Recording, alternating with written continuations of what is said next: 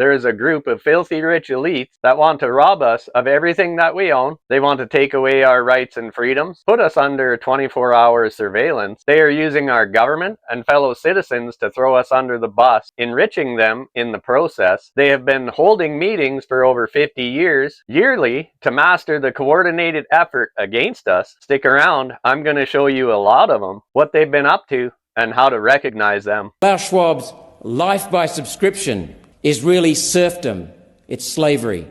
Billionaire globalist corporations will own everything: homes, factories, farms, cars, furniture. And everyday citizens will rent what they need, if their social credit score allows. Social credit score. That's being done already in China. And it's being tried, proven, and perfected. You see, these people are working with China as well. And I'm going to show you that too. The government gives you a score. And the score is a measure of how trustworthy you are as a citizen and determines what you're allowed to do, like ever. Boarding a train, getting a mortgage, all goes back to this score. It's called social credit. It's actually happening in China. The system's eyes are in big data, artificial intelligence, and roughly 200 million surveillance cameras. Buy clothes or diapers, it's good. A lot of alcohol, too many video games, not so good. It's mandatory. When it goes national, social credit scores will be assigned to every one of China's citizens for life. The plan of the Great Reset is that you will die with nothing. To pull off this evil plan, Klaus Schwab's World Economic Forum will need to take more than just material possessions from Australians. Senators in this very chamber today who support the Great Reset threaten our privacy, freedom and dignity. Yes, they're in this Senate chamber. One nation vehemently opposes the Great Reset, the Digital Identity Bill, theft of agricultural land use, forcing farmers off their land, and all of the Great Reset. Instead of Lib Lab pushing Klaus Schwab's Great Reset with the tagline, "You will own nothing and be happy," One Nation advocates the Great Resist. We stand for a world where individuals and communities have primacy over predatory globalist billionaires and their quizzling bureaucrats, politicians and mouthpiece media. Speaking of mouthpiece media, here's Sarah Eisen, host for CNBC. The more you work with them, the more they reward you. CNBC's major shareholders are BlackRock, Vanguard, and State Street. She just so happens to be introducing Larry Fink of BlackRock. And watch this professional narrative spinner do her job for their meetings. End Davos on a high note here, and I'm so excited and honored to be here. My name is Sarah Eisen. I'm a host at CNBC. You know, this Davos has been very interesting. Larry, there's so much optimism around President Trump and pro-growth policies and the U.S. outlook. I sort of wonder, as an asset manager and a risk manager, like, should we take the other side? Are you worried that everyone's too excited right now? I was just asking you if there's too much optimism around the U.S. outlook right now and whether that was worrisome. There's risk in every economy. I can say much more forcibly, there's too much pessimism in Europe. My number one observation this week in Davos, the pessimism, I've never felt, the pessimism be larger and more profound. I mean, I see all the problems in Europe, but I do believe the pessimism is too large. Oh, the poor elitist. He doesn't see how those citizens could be upset with the mass immigration and their terrible policies that are sinking that country and making their lives a living hell. And here's a screenshot showing that there is a lawyer suing Vanguard, BlackRock, and State Street for collaborating and pushing up the cost of energy. Larry Fink on his way into a World Economic Forum in Davos, Switzerland. Which makes more money for you, war in Ukraine or peace in Ukraine? Ezra Levant's my name, Mr. Fink. Did you just take a photo of you? Am I supposed to be scared? Is that a threat, Mr. Fink? When was the last time push back, man. Don't push me, bro. Don't push me. When was the last time you answered a question that you didn't know was coming? Isn't that what you love about the World Economic Forum? You control everything.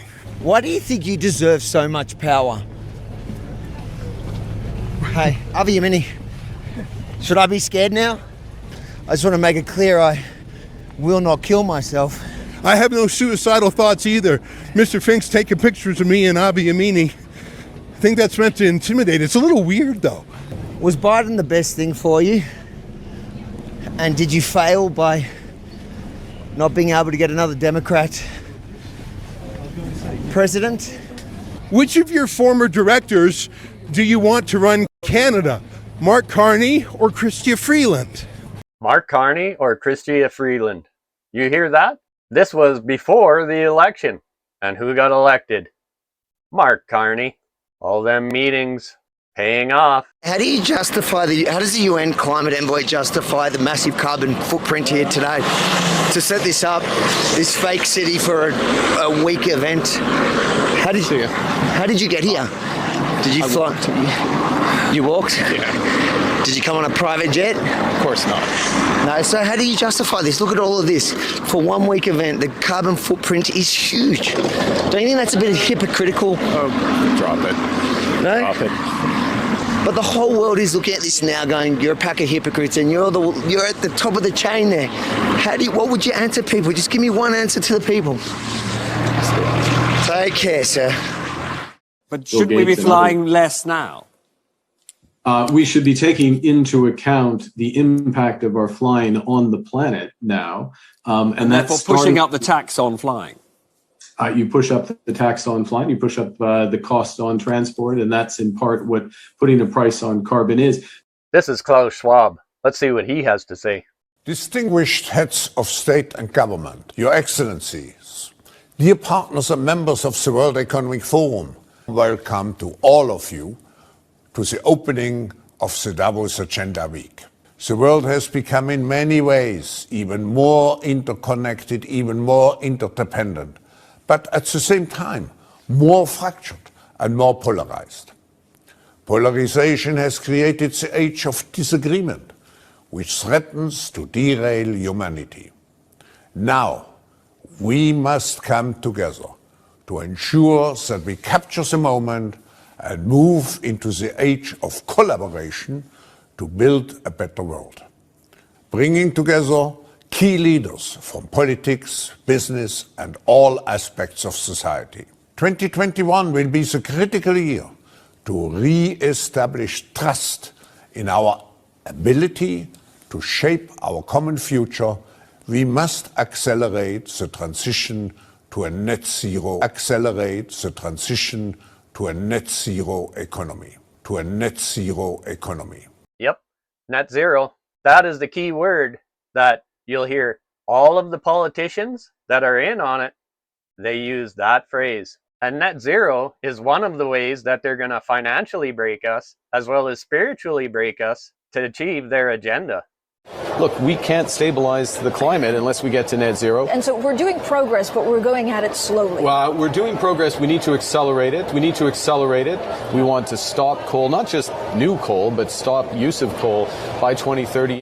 In UK and Canada, it's the law of the land to get to net zero by 2050. There's a global race on for the jobs of the future in relation to net zero. Now is the time to double down on that race. Some country is going to win the race when it comes to renewables and the changes for net zero. We're talking about the climate is, do you have a plan for net zero? It's not just a commitment. It's a commitment which has a net zero plan, which is rooted in science-based targets. As we move towards a net zero, our nation will cut our greenhouse gas emissions in half by no later than 2030. And by no later than 2050, we will reach net zero emissions. To that end, we're launching a high-level climate ambition ministerial, and to align our policies and our goals, and to achieve net zero emissions by 2050. And reach net zero by 2050. Should there be a change of government, and I hope there will be, the United Kingdom will play its part on the global stage in a way I think it probably hasn't in recent years. What we are very proud of now, the young generation, like Prime Minister Trudeau, President of Argentina and so on, that we penetrate the cabinets. Wait a minute. Where's the king in all this? I heard he was going to save Britain. Maybe he can save us. Please welcome His Royal Highness, the Prince of Wales. Ah, there he is. Now you guys are in for it. Ladies and gentlemen, I am most touched that Professor Klaus Schwab should have invited me to be with you as we mark the 50th anniversary of the World Economic Forum and its mission to improve the state of the world. It is this mission and the urgent need to shape the next 50 years that has inspired me to be with you here today. Now, ladies and gentlemen, we are in the midst of a crisis that is now, I hope, well understood. Global warming, climate change, and the devastating loss of biodiversity are the greatest threats humanity has ever faced. He's in on it Together, too. we are working to drive trillions of dollars in support of transition across 10 of the most emitting and polluting industries. They include energy, agriculture, transportation, health systems, and fashion. And by fashion, he means laundry, among other things. Over the break, the World Economic Forum revealed another aspect of their plan when they launched a campaign against laundry. Yes, really, laundry. Jeans should not be washed more than once a month. Most other clothes once a week. You will wear dirty clothes and be smelly, apparently, and happy. The temptation is to laugh at their desire to control even mundane aspects of our lives, yet the truth is much more frightening than that. The World Economic Forum have now turned their evil agenda to food. The campaign against farming is really a campaign against one of the necessities of life, food. Predatory billionaires, parasitic billionaires, owning near-urban intensive production facilities, producing food-like substances for the masses, forcing the public into acceptance to the World Economic Forum's fake global warming scam. These are their own stated motives. Control food, control people. Who controls the food supply controls the people. Who controls the energy can control whole continents. Who controls money can control the world. The World Economic Forum and the predatory billionaires they represent are currently trying to do all three. The senior UN bureaucrat, Maurice Strong, fabricated both global warming and later climate change. He stated his life's aims were to deindustrialise Western civilizations and install an unelected socialist global government. Stated those aims. He said, quote, "Humanity is the enemy." He was a co-founder and director of the Chicago Climate Exchange, seeking to make trillions of dollars from global trading of carbon dioxide credits. Now do you get it? American police sought Maurice Strong for separate crimes, and he went into self-exile in China, a major beneficiary of the West's climate and energy policies. UN senior climate bureaucrats like Figueres and Edenhofer admit the climate agenda. They admit the climate agenda is not about the environment. It's about changing society and economics to, quote, a new world economic order. Their words. It's all about control and wealth transfer from we, the people, to globalist corporations, investment funds, banks, aligned billionaires in the UN. See, they're using their climate change agenda against us because they know that we care about our planet. Now, let's listen to what CO2 really is. When I asked, well, just a moment, Alice, you've been speaking for most of the night. When I asked Tanya Plibersek, we'll fact check that one for you. Yes. When I asked Tanya Plibersek, was the Deputy Leader of the Labor Party and the potential Deputy Prime Minister, was carbon dioxide the big issue in relation to climate change? And she said yes. I then said, well, that being the case, what percentage of the atmosphere is made up of carbon dioxide? And she said, I don't know. And I said, hang on, you don't know what percentage of the atmosphere is carbon dioxide, and yet you're prepared to stand the economy on its head to address a problem, the detail of which you don't know. So when I then explained that the percentage of carbon dioxide in the atmosphere, Alice, is how much? Alice, how much of carbon dioxide in the atmosphere? To answer Alice? the question, Scott Morrison has said he believes in climate change and that he wants to do something about it. Alice, how much carbon dioxide is the problem? How much carbon dioxide is there in the atmosphere? I'm not a scientist. I don't know. I'm a well, hang on. If you're going to argue the case, you ought to know. It's 0.04%. And of that 0.04%, human beings around the world create 3%. And of that 3%, Australia creates 1.3%. So for the 1.3% of 3% of 0.04%, we then decide to have a national economic suicide note. Alan, I'm happy for you to... Well, where there's truth is that carbon is the basis of all life on Earth. Mm-hmm. And where there's truth is that carbon dioxide is the source of that carbon for all life on Earth. And it's also true that for the last 600 million years, of which we have a reasonable record, CO2 has been declining in the global atmosphere to the point where at the peak of the last glaciation, when the oceans absorb more CO2 than they do when they're warm, it was cold, CO2 dropped to 180 parts per million. Yeah. And that is only 30 parts per million above the death of plants. This is Freeman Dyson with the Institute of Advanced Studies at Princeton University. And the most important thing is that there are huge non-climate effects of carbon dioxide which are overwhelmingly favorable, which are not taken into account. To me, that's the main issue, that the Earth is actually growing greener. This has been actually measured from satellites. The whole Earth is growing greener as a result of carbon dioxide in the atmosphere. So it's increasing agricultural yields, it's increasing the forests, it's increasing all kinds of growth in the biological world.